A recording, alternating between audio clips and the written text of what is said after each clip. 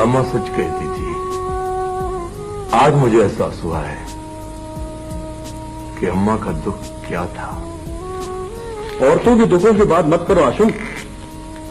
क्यों नहीं करें यार। खैर छोड़ो, इन बातों को नहीं समझोगे।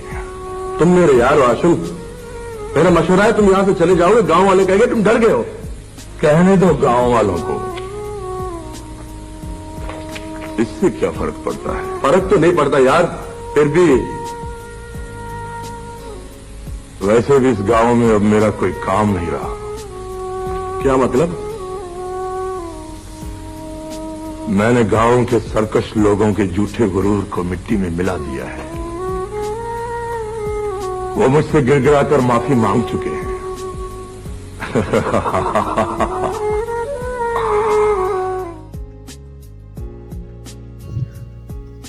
किसे ये मालूम था कि नवाब शाह के करीब एक गांव में जन्म लेने वाला बच्चा एक दिन पाकिस्तान फिल्म इंडस्ट्री पर राज करेगा।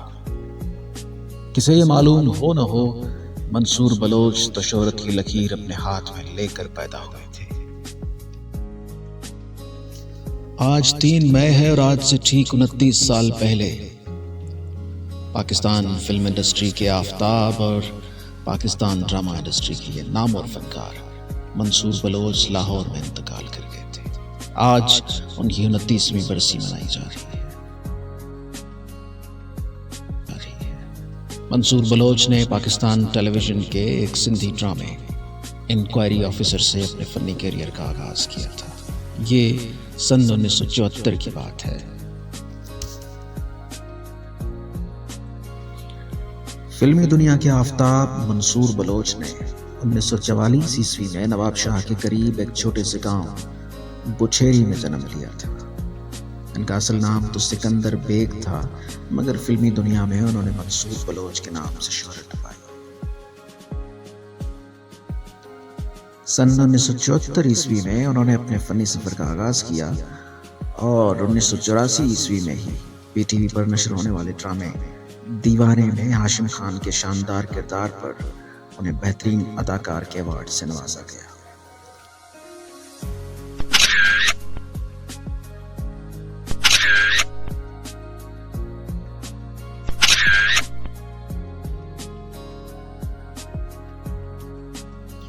उसी साल यानी 1984 ईस्वी में ही मंसूर बलोच को पाकिस्तान के सबसे बड़े civil award pride of performance से भी नवाजा गया था। मंसूर बलोच ने महज 10 सालों में वो शोहरत हासिल की थी जिसे पाने में उम्र गुजर जाती है। दीवारें जैसे कामयाब ड्रामे के अलावा उनके कैरियर के हिस्से में साम, गिफ्ट, तलाश, जंगल और ख्वाब रास्ते जैसे मकबूल ड्रामे आते हैं। मंसूर बलोच बुनियादी तौर पर फिल्मी दुनिया की शख्सियत थे। सिंधी फिल्म तुंजू गालियों सजन से आगाज करने वाले मंसूर बलोच ने यके बाद दीगरे मुख्तलिफ फिल्मों को 4 चांद लगाए। तुंजू गालियों सजन के बाद मरहूम शाह असद ने उन्हें फिल्म शहीद में कास्ट किया, जिसने बलोच साहब को मकबूलियत के आसमान तक रसाई दी। मजीद एक और उनकी मकबूल सिंधी फिल्म पर्रू ने उन्हें शोहरत बख्शी।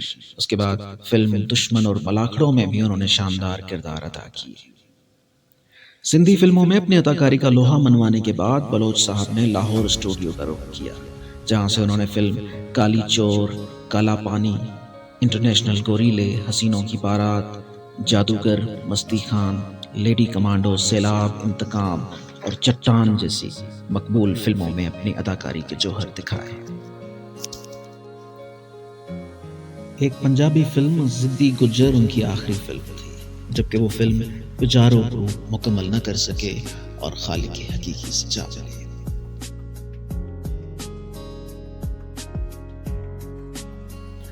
मंसूर बलोच एक वर्सटाइल अदाकार थे।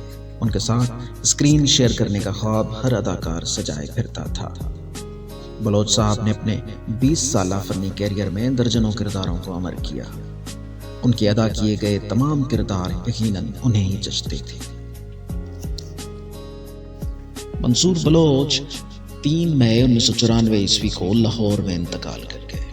उनके मौत की खबर یقیناً دکھدائک تو تھی ہی مگر حیران کنندہ تھی۔ جس پراسرار انداز میں ملک کے یہ معروف فنکار انتقال کر گئے، اس کے پیچھے کیا وجوہات تھیں، اس کو جاننے کی کبھی کوشش نہیں کی گئی۔ بس پتہ چلا کہ منصور بلوچ دنیا چھوڑ گئے تو دکھ دائک خیالات، اظہار اور کیفیت سے اس خبر کو قبول کیا گیا۔